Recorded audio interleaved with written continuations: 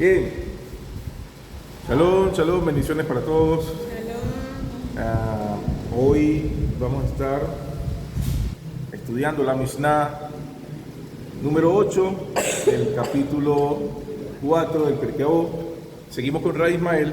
Si recuerdan, la semana pasada estuvimos hablando de Rabbi Ismael y la importancia de este sabio del pueblo de Israel. Hoy traemos un poquito más, explicamos un poquito más quién era este sabio y para que entendamos que hay que hacer conexión con el maestro de la Mishnah que nos está enseñando para poder comprender un poquito más a fondo qué es verdaderamente el mensaje que nos quiere dar. A veces leemos la Mishnah, se lee o la persona acostumbra a leer una Mishnah sin saber el origen del maestro, sin saber el origen de su tendencia, su tradición, y wow, causa incomodidad en el sentido de que no se siente una conexión, no se siente una base con referente al sabio que te estás dando, porque quizás para ti no es tan conocido o no es tan relevante como otros maestros de la Torah que son más famosos, por decirlo de una forma, como Rashi, el Rambam, Maimónides, el Arizal, el Alter Rebbe Zalman y muchos otros, de los cuales casi siempre todo el mundo hace mención. Y cuando estudiamos la Mishnah con algún sabio o algún tratado del Talmud, con algún sabio que no es tan reconocido por el público en general, tiende como a decir, ¿y ese quién es? ¿No? Para no faltar el respeto a este maravilloso sabio del pueblo de Israel, vamos a leer un poquito la nota que hay en el Pirkei Avot, en el PDF del Pirkei Avot que les paso. ¿Quién era Rabbi Ismael? ¿No? Rabbi Israel era Cohen Agadol, es decir, sumo sacerdote, Cohen, levita. Compartía Mishnayot, como hablamos la semana pasada, con Yehuda Anasí, quien recopila toda la Mishnah, para que nosotros poder tener el primer exégesis del Talmud. Y aparte de eso, era un contendiente, por decirlo de una forma, estudiando con Rabbi Akiva.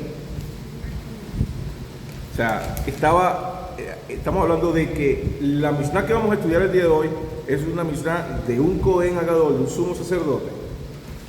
Ahora, ¿qué otras cosas podemos entender y saber de Rabbi Ismael?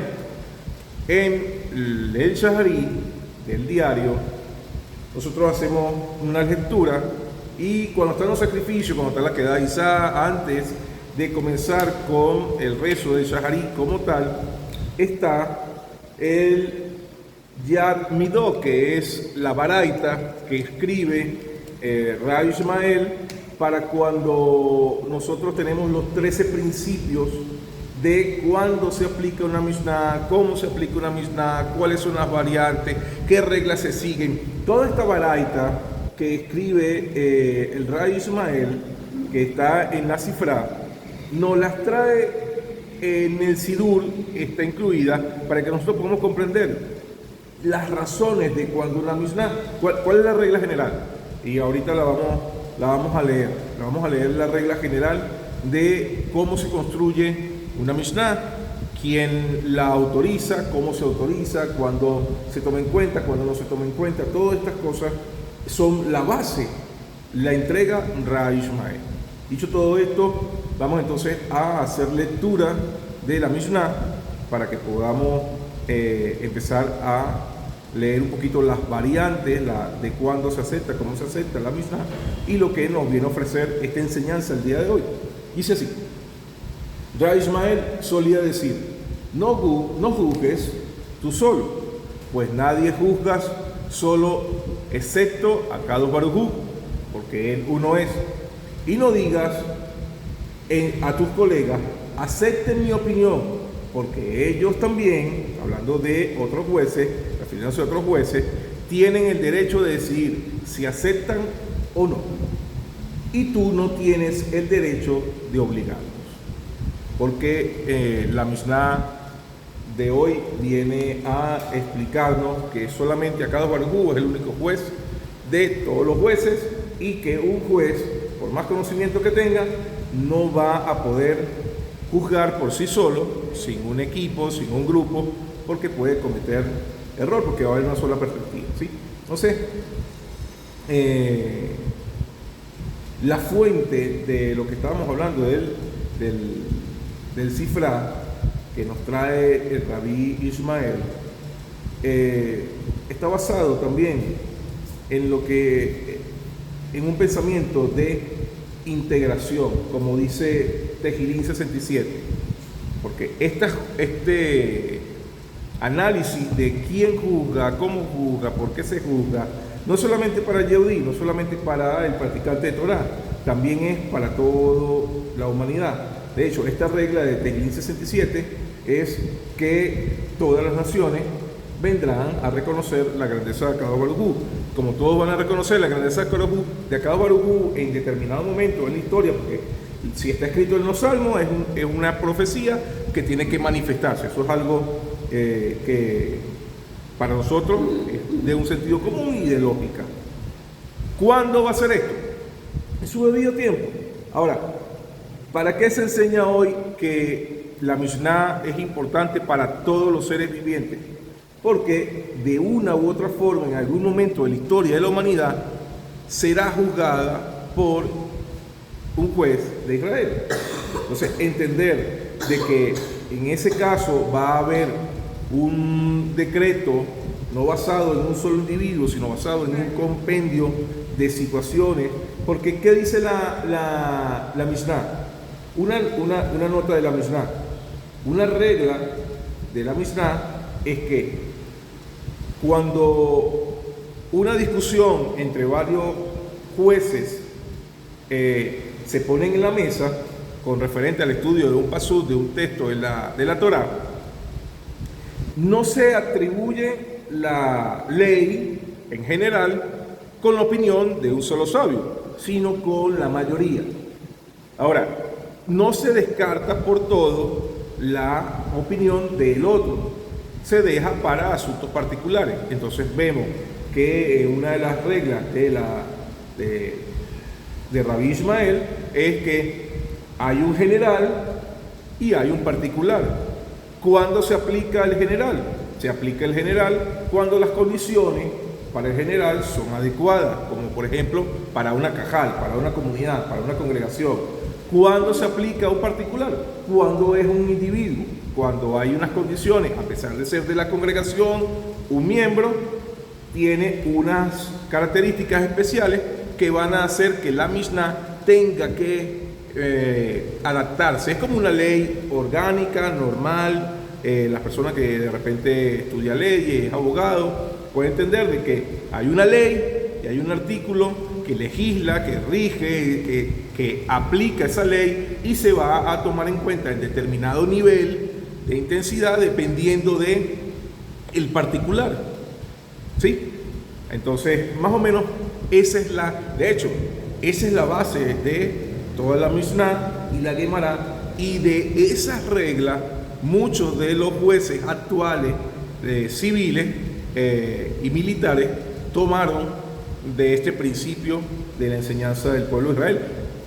Vuelvo y repito, en algún momento de tu vida vas a ser juzgado, vas a ser por la ley de Dios, por la ley de Akadosh Baruj Hu. Las leyes está escrito, no matarás. ¿Por qué? Porque es una Mishnah, es un mandamiento del Eterno. No robarás, no esto, no aquello. Hay muchas de las leyes que en la humanidad, en nivel general, por eso es que no estamos hablando de un nivel religioso, sino un nivel general de toda la humanidad, la ley te indica un orden, un principio, te da un límite, te da una orientación de qué es bueno para ti hacer, qué no es bueno para ti hacer. Si no tuviéramos leyes, bueno, hubo una época en la que la humanidad trató de prescindir las leyes, y no sé si vieron las personas que están en el live o pueden meterse en YouTube a ver películas del lejano oeste, donde no había ley. Todo el mundo estaba armado, cada quien hacía lo que le daba la gana, todo el mundo aplicaba lo que le gustaba, tomaba lo que quería, lo que no quería. Y aunque habían leyes, nadie las respetaba. Cuando no hay leyes en tu vida, cuando no hay principios, cuando no hay orden en tu vida, hay una anarquía. Y lamentablemente eso está pasando con la sociedad actual y queremos nosotros, con la ayuda del Eterno, estudiando las Mishnayot, del Pirkei Avot, poderle dar a entender a las personas que esto no se trata de algo de un pueblo, no se trata de algo religioso, no se trata de algo, sino que te va a ayudar en el día a día para tú poder tener coherencia con tus alrededor, con tu prójimo, con tu vecino, con tu amigo, con tu hermano, con tu familia, con tu pareja, ¿sí? En el colegio, en el trabajo, en todas las partes de tu vida. Este material que estamos ofreciendo el día de hoy te va a ser muy útil. Ahora, hay una experiencia que Ra Ismael nos trae el Talmud en el Tratado de Berajot 7a, nos relata una experiencia trascendental y es la siguiente. La voy a leer un poquito para que podamos entrar en el tema.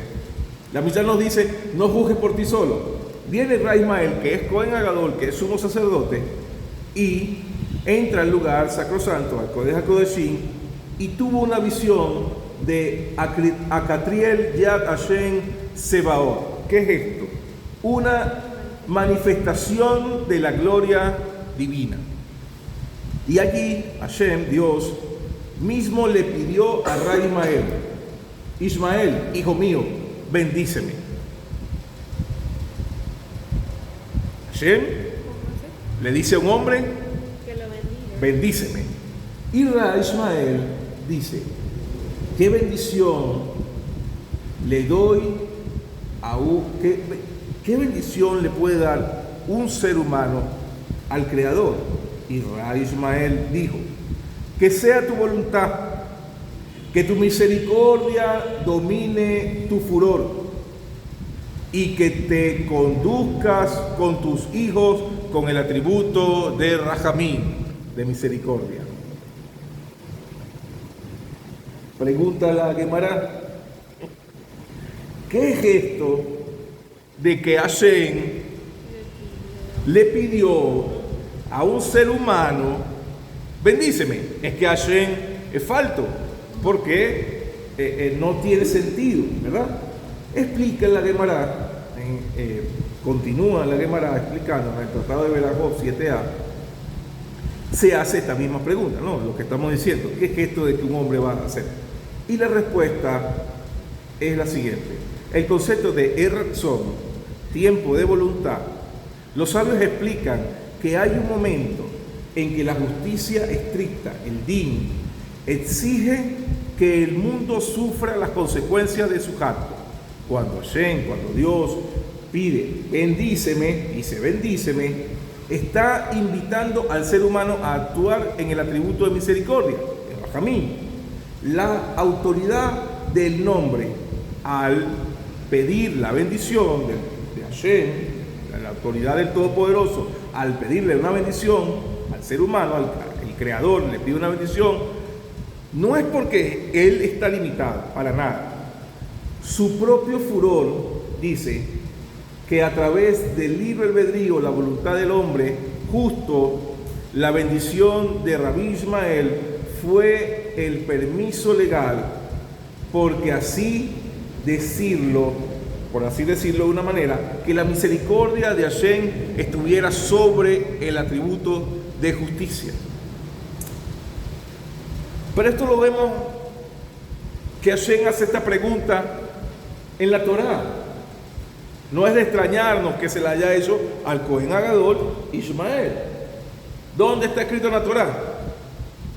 Hashem le dice a Noah, Parashá Noah, Bereshit 9, Noah, voy a destruir al mundo. Y Noah dice: destrúyelo. Voy a salvar a tu familia, sálvala. Voy a agarrar un animal de ustedes, hazlo. Como para que pudiera intervenir. No intervino. Noa no hizo que el atributo de misericordia se despertara en Akadobarujú, sino que siguiera el atributo de rigor, de juicio, el din. Bien, entonces Hashem toma la decisión y dice, voy a usar mi furor y voy a destruir a toda la humanidad. 120 años duró diciéndole a Noa, y Noa, sí, va, dale, mátalo, ¿para qué nos vamos a salvar? ¿A qué vamos a salvar la humanidad? Entonces, imagínense ustedes, estaba viendo El hombre más pasivo.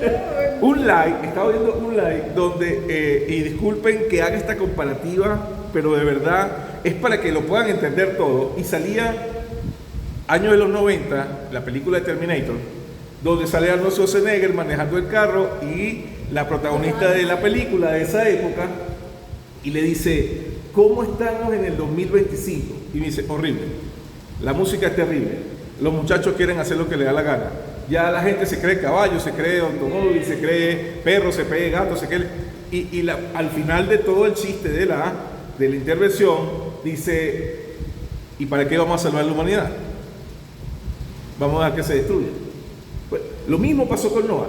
Hashem le hace esa pregunta a Noa, y Noa ve toda la humanidad que se está perdida, que está corrompida, que está vacía, que no tienen búsqueda del Eterno, que se acostaron, incluso dicen los hijos de Dios, se acostaron con las hijas de los hombres. O sea, una locura, todo el mundo se pervertió y dice, destrúyelos.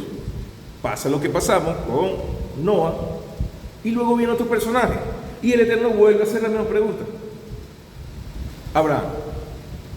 Viene Abraham, y el Eterno le dice, voy a destruir, ya no todo el mundo, sino 5 ciudades. Y vino Abraham y le dijo, ya va, espérate, vamos a negociar. Si hay 50, no lo destruye. Si hay 40, no, si hay 40, 10. Si hay 10, ¿los destruye? No lo destruye. No había los 10. Hubo que haber destrucción, porque no los había, pero intervino. Otra vez vuelve a pasar. Moshe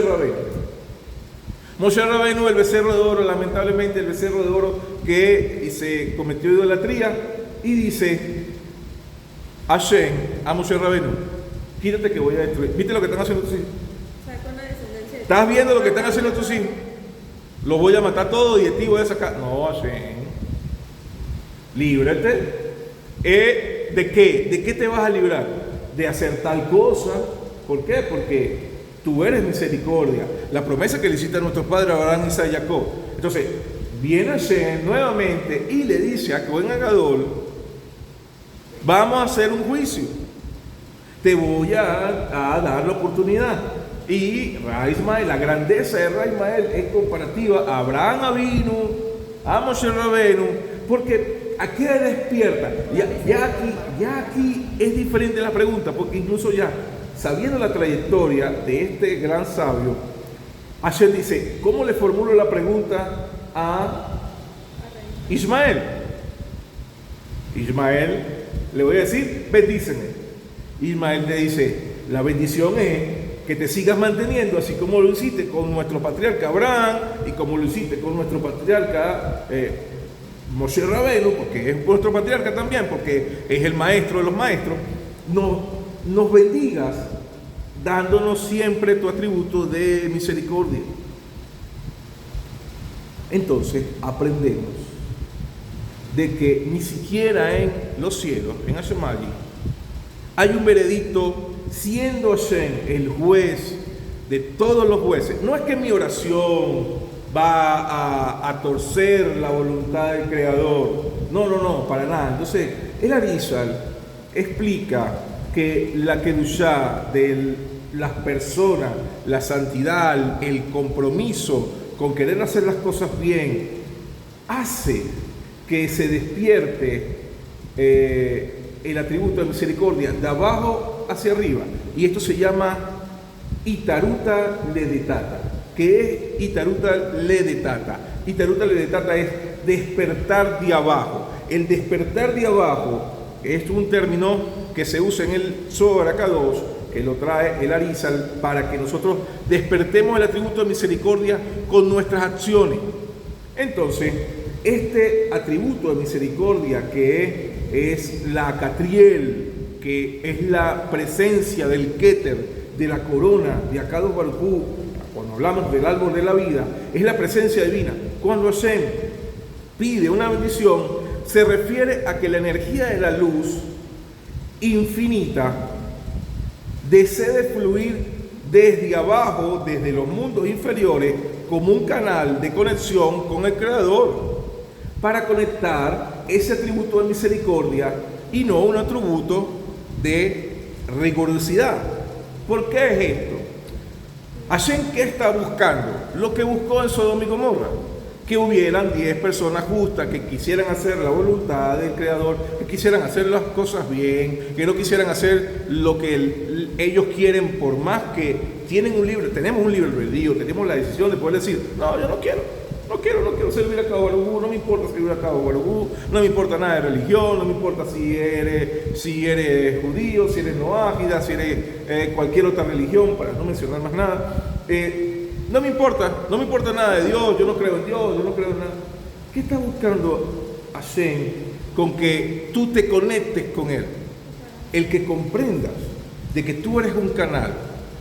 Y en el libro del rabino Andrán Anijar, que se llama Control Mental, él habla de los 4 elementos en que está compuesto el ser humano. El ser humano está compuesto de tierra y agua. Cuando hacemos Maseh Bereshit, cuando hacemos la obra de la creación, Hashem dice que formó al hombre del barro de la tierra, es decir, agua y tierra. Porque ¿con qué tú haces lodo o arcilla? Con agua y con tierra. Pero insufló de su aliento de vida. Y Hashem es fuego, porque él dice que sus malaquín son fuego y rúa.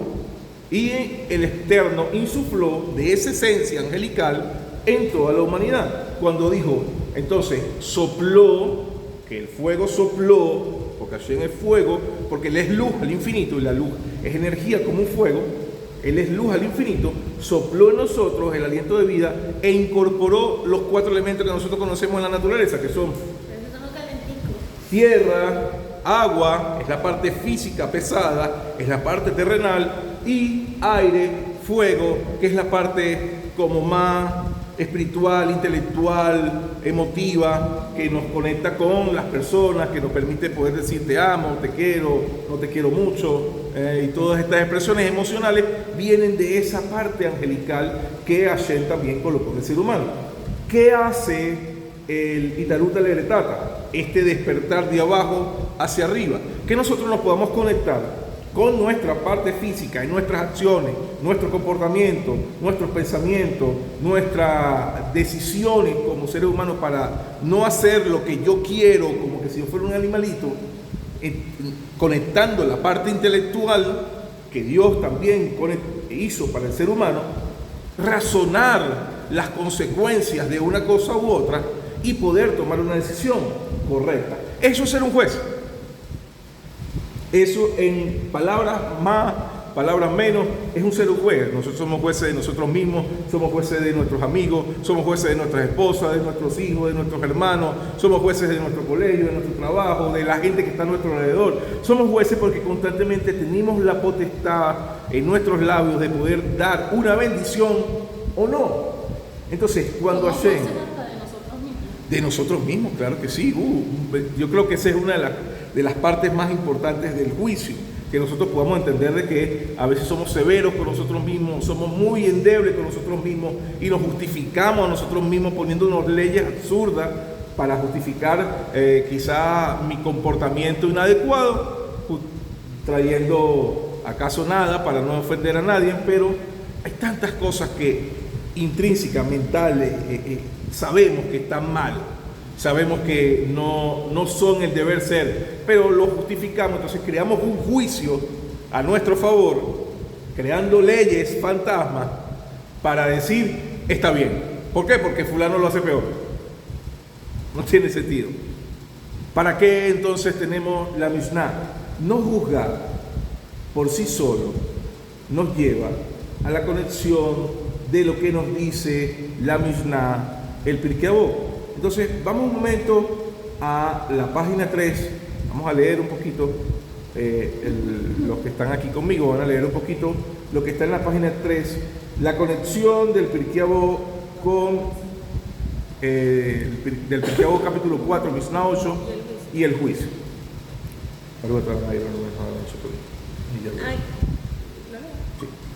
Aquí es donde todo se une con la Mishnah que estamos estudiando. No juzgues tú solo. Si el Creador mismo, siendo el único que tiene el derecho legal de juzgar solo, pide la bendición de un ser humano, el Rabbi Ishmael, para que la misericordia triunfe, ¿quiénes somos nosotros para juzgar a otro ser humano de forma solitaria y severa?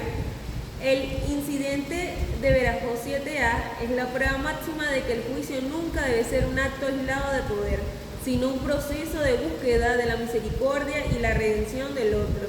Si Dios busca un socio para moderar su juicio, nosotros estamos obligados a buscar consejo y humildad antes de emitir cualquier veredicto sobre nuestro prójimo. Continúa. ¿Qué leemos? Si quieres continúa, pero voy a dar una introducción a lo que vas a leer. ¿Qué leemos esta semana en Parashá? Yitro. ¿Qué dice el capítulo 8 de Shemot? ¿Qué es el consejo que Yitro le da a Moshe Rabbeinu? Delega. Jueces de 10, de 20, de 50, de 100, de 1000. Entonces, fíjense cómo conecta la Mishnah que estamos estudiando con la Parashá que vamos a estudiar en Shabbat, Be'ezrat Hashem, con la ayuda del Eterno. Lee un poquito lo que está diciendo para seguir. Esta semana leemos Yitro y la conexión es asombrosa. Imaginen la escena: Moshe Rabbeinu, el hombre que hablaba cara a cara con Hashem, sentado desde la mañana hasta la noche juzgando al pueblo. Yitro, un hombre que venía de las naciones, pero con un corazón abierto a la verdad, le da un consejo que cambiará la estructura de Israel. No es bueno lo que haces, te marchitarás. Yitro le enseñó a Moshe que compartir el juicio no es perder autoridad, sino ganar justicia. Incluso Moshe, con toda su sabiduría, necesitaba de otro. Si el más grande de los profetas no debía juzgar solo, ¿quiénes somos nosotros para creer que nuestras opiniones es la única válida? Esta es la esencia del mensaje para la humanidad: la colaboración, el reconocimiento de que mi verdad es solo un ángulo de la verdad infinita de Hashem. Sí. Y ahora, ¿cuál es la base del estudio en el pueblo de Israel?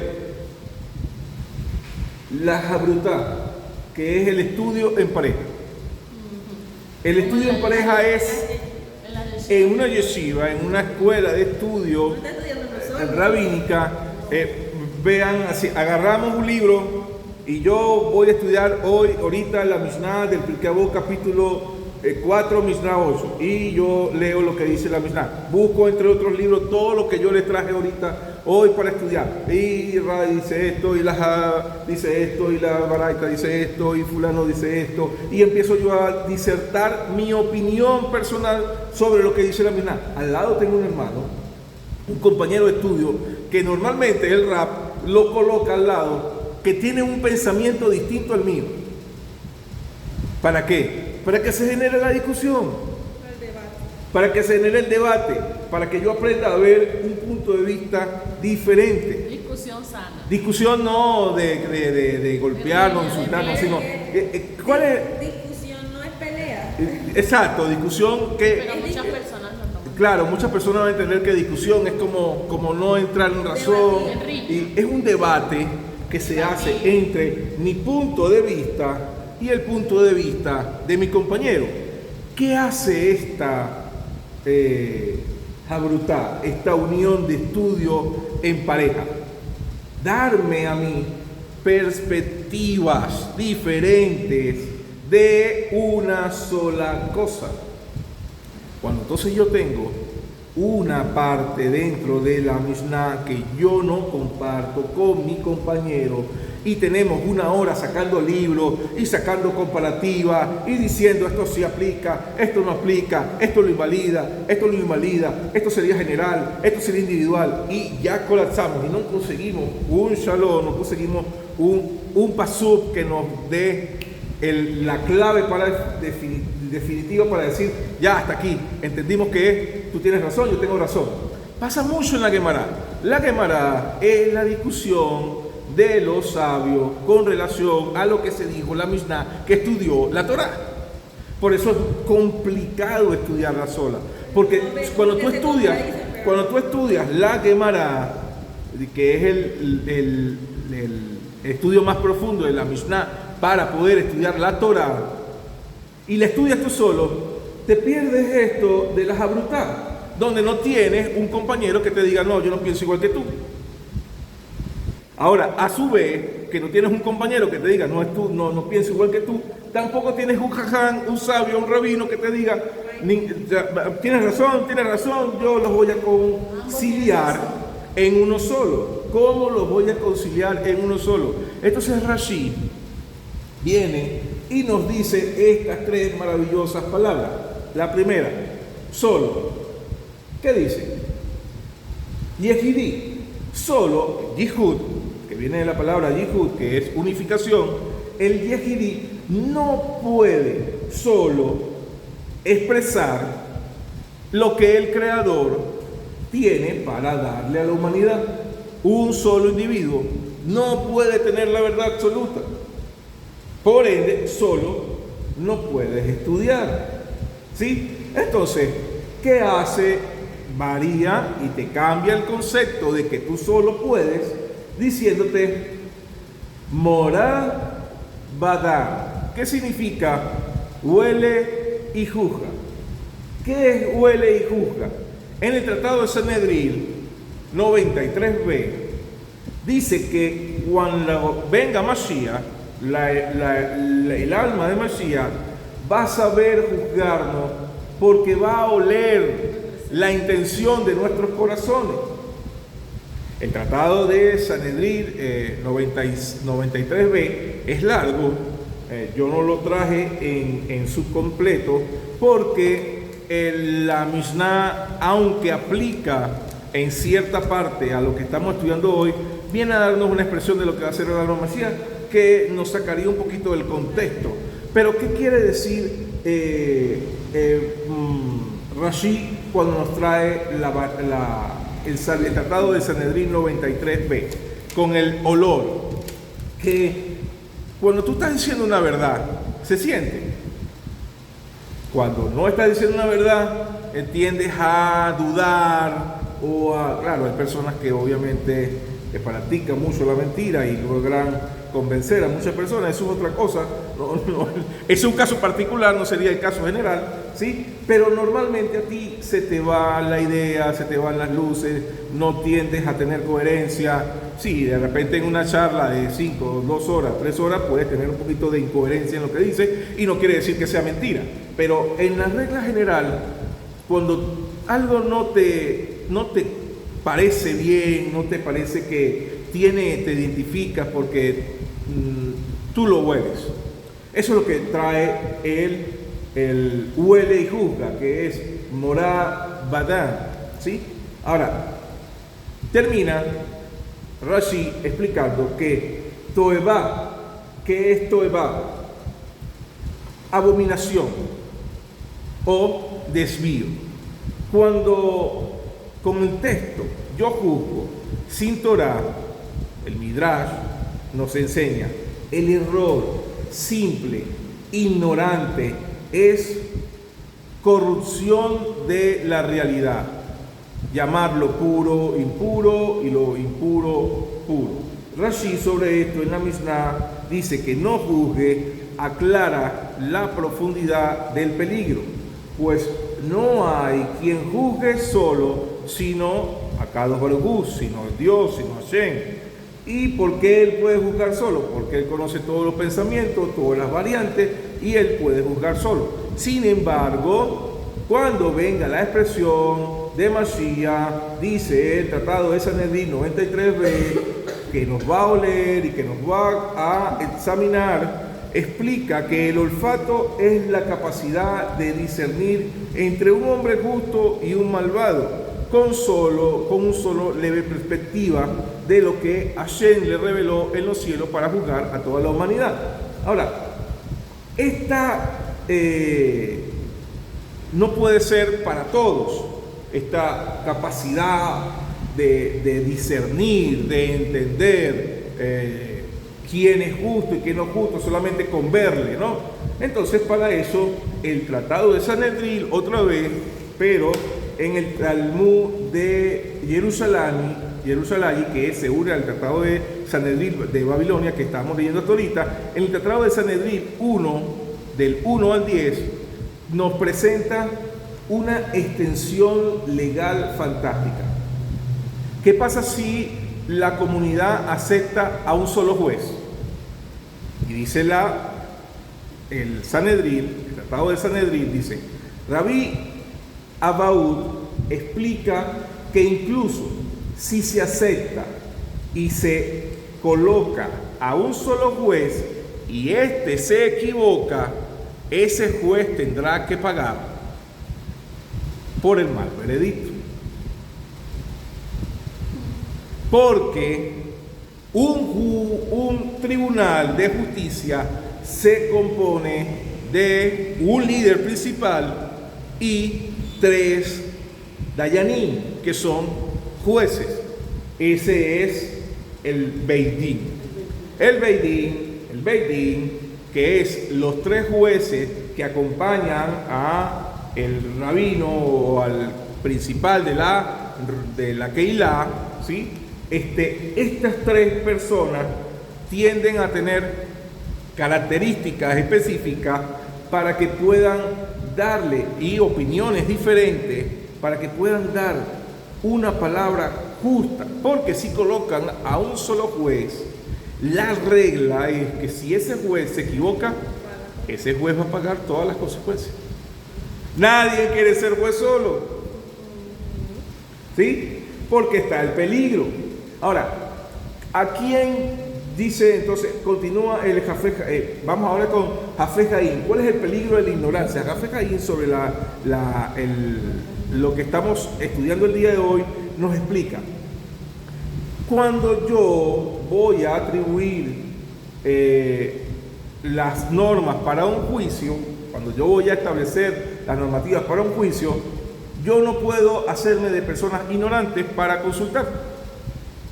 Es decir, ¿para qué digo esto? Esto es en línea general, porque de repente me dirá, bueno, yo no tengo un rabino, yo no tengo un din, yo no tengo un maestro que me enseñe, que me guíe, que sea sabio. Pero entonces tú ten coherencia, en línea general, para los que están en el público, y agarra y di, voy a hacerme de 3 personas que yo considere respetables, que yo considere leales, que yo considere de un alto nivel intelectual, y cuando tenga un problema, yo voy a acudir a estas personas, porque hay una regla general que ahora es muy conocida, pero está en la Mishnah también, que es la regla de los 5. Los 5 que están a tu alrededor marcan una proyección de lo que tú quieres verdaderamente ser.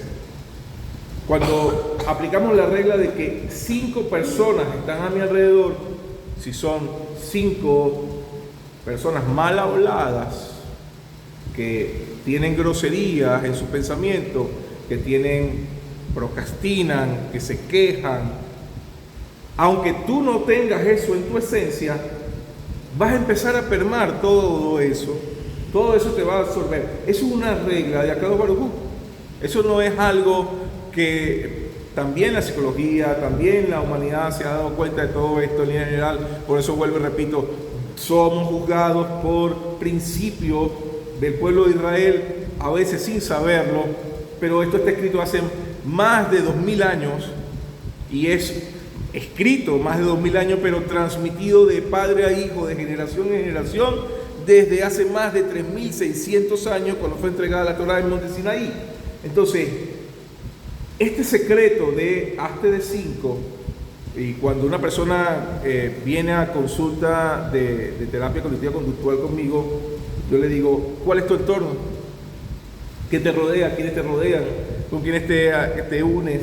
No, tengo un problema de depresión y tus amigos también sal de esos amigos. Consíguete personas que te motiven, consíguete personas que te impulsen, consíguete personas que trabajen, consíguete personas que sean mejor que tú en cierta área de la vida, porque el ser humano aprende imitando. Cuando imitamos, las buenas conductas de otros se empiezan a ser parte de nuestra esencia.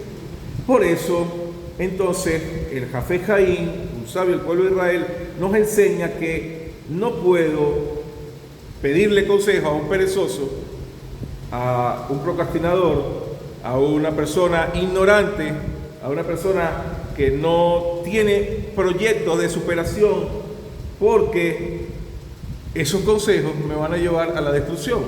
Muchas relaciones de pareja se destruyen. Cambio un poquito el aspecto para que podamos entenderlos todos a nivel general. ¿Cuántas veces he tratado, y esto quiero que lo sepan, queridos amigos que me escuchan, cuántas personas a veces he tratado que le cuentan su problema a su mejor amigo, a su mejor amiga, problemas de pareja, y resulta que la pareja no tiene pareja, que el amigo no tiene pareja, que la amiga no tiene pareja, que es promiscuo o está en depresión? ¿Y cómo tú le pides consejo de matrimonio a una persona que tiene 3 divorcios? Lógica, ¿no? Disculpen, pero es una cuestión.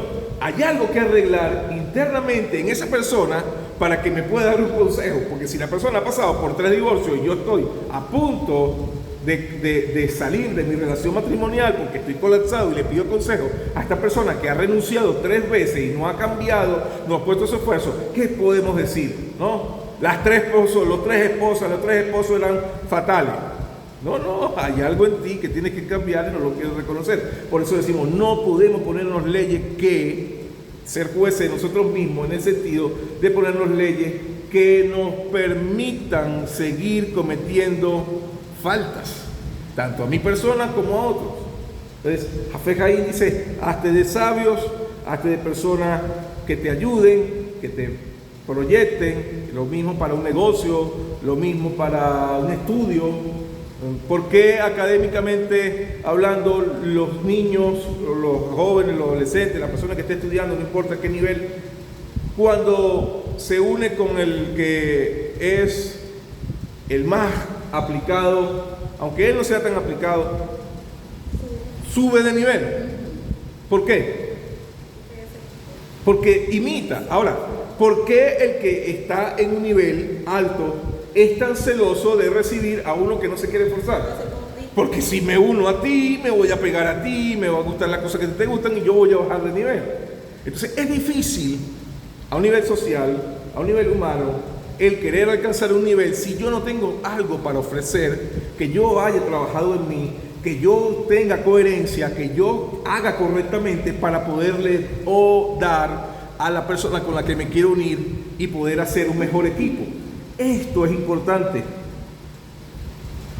porque si no entendemos este principio, no entendemos el por qué Hashem le dijo a Ra Ismael, bendíceme, y Ra Ismael le dijo a Hashem, ten misericordia. ¿Por qué le dijo ten misericordia? Replicando lo que dijo Moshe Rabbeinu. No, que no venga ningún malaj, porque los malajim no tienen misericordia, no tienen rajamín. Tú sí tienes misericordia. Yo no me muevo aquí si tú no vas conmigo. Y aquí me quedo. Y punto.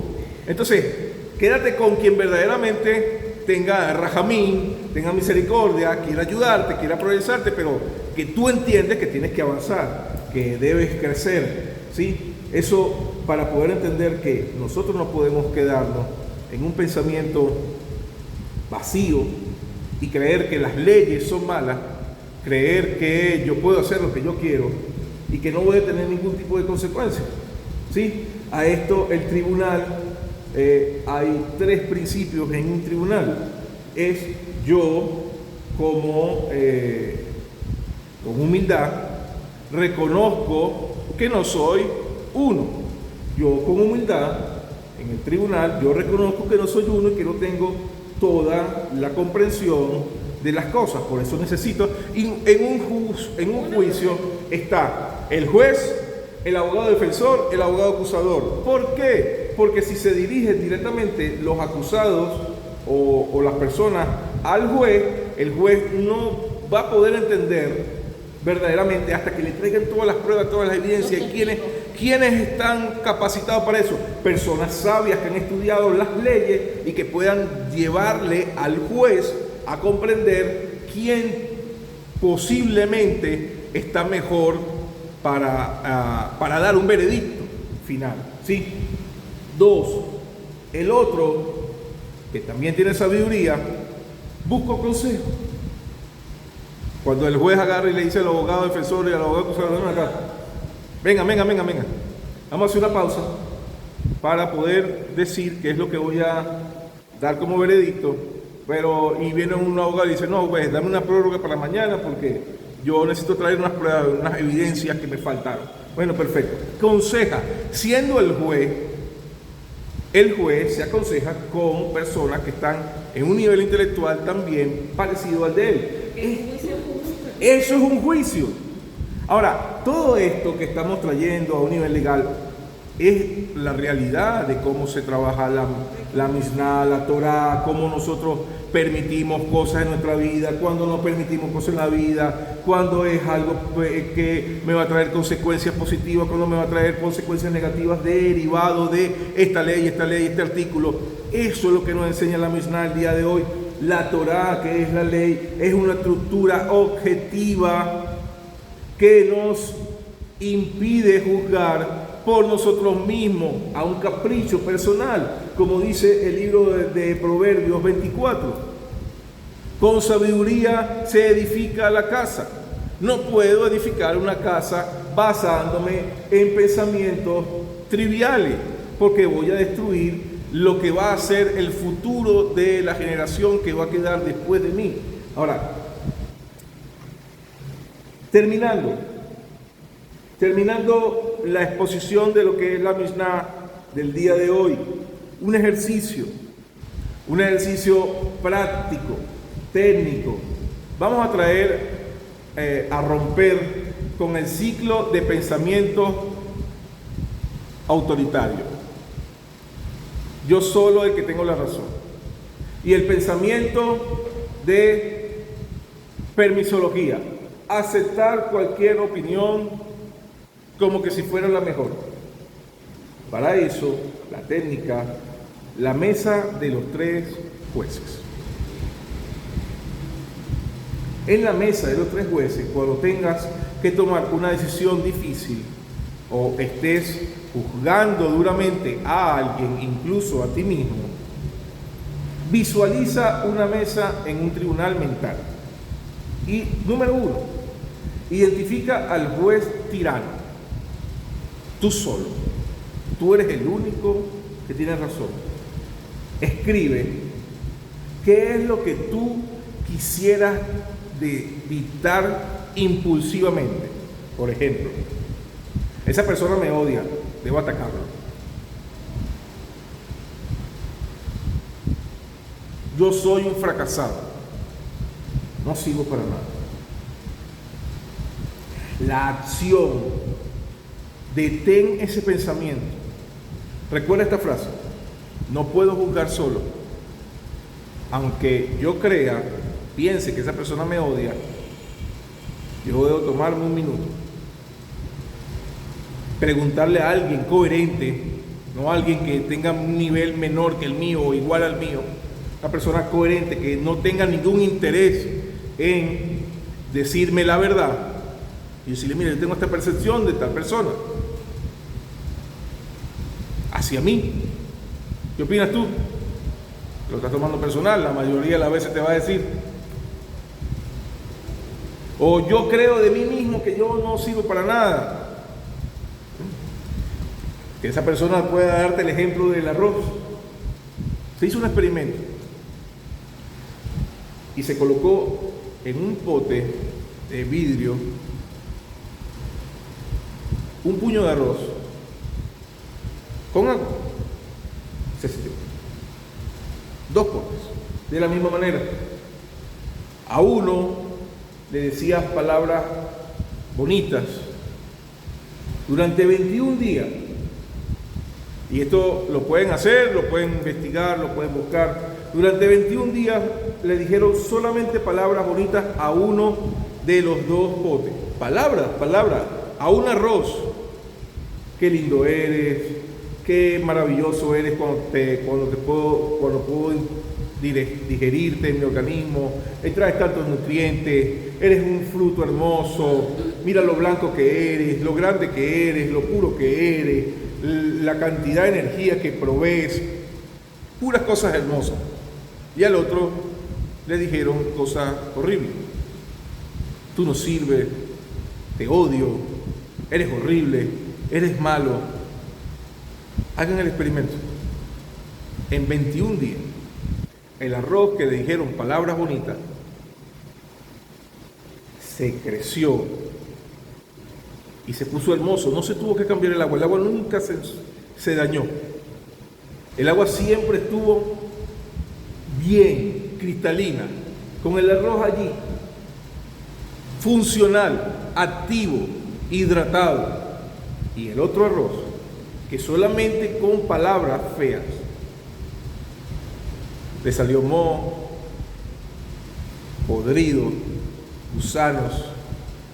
Como te hables a ti mismo, va a empezar a generar en tu cuerpo quizás enfermedades, cuadros de depresión, cuadros de angustia, de estrés, subiendo cortisol, porque que no te va a dejar tener coherencia en tus pensamientos para poder hacer algo que te motive a avanzar. Entonces, ese juez solo que ponemos en la mesa, lo vamos a eliminar de nosotros mismos. Ahora, identifica al juez necio. ¿Cuál es el juez necio? Estás escuchando voces internas de miedo, de pereza, de vacío, no importo, hasta cuándo, nadie me toma en consideración, yo no valgo. Juez necio, totalmente dañándote, dañando a otro. Mira qué feo le queda ese vestido, mira que como no tiene la barba arreglada, mira que mal se expresa en pantalla, no son malos, son esto, tú no crees en lo que yo creo. Pues necio, basándose solamente en su propia opinión para poder dar un veredicto. Es una persona negativa, quejona, proactiva con la destrucción de los demás. Vamos a quitar esos dos aspectos y vamos a convocar el juez sabio de la palabra de Dios. Y pregunta: ¿qué haría yo en este caso si fuera David Amélez, el rey David? ¿Quién no ha leído los salmos del rey David? El rey David pasó por circunstancias impensables para nosotros. Secuestro, su amigo lo trató de matar, su rey también, su hijo, le destruyeron el reino,